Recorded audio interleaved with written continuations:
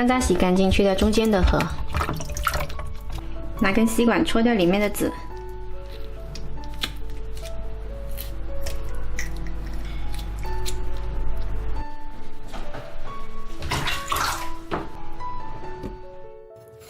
五花肉洗干净之后切成厚块。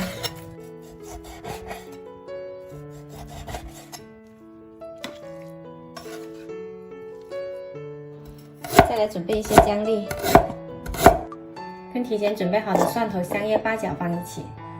取热锅，加入少许油，把五花肉放进来，点速油。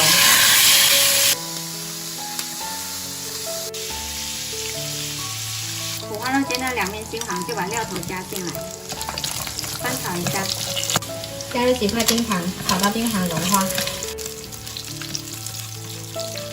淋入开水没过五花肉。加入2勺生抽，2勺蚝油，再加入4颗山楂，盖上盖，调中小火焖30分钟。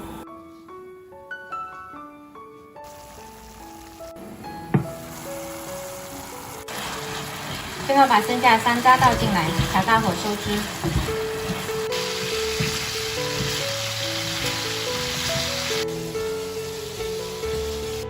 好了，可以出锅装盘。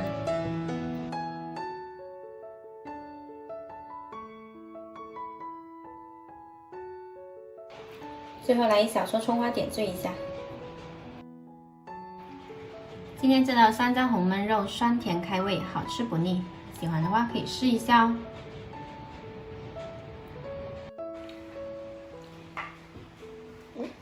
好帅，好帅！谢谢周冬梅。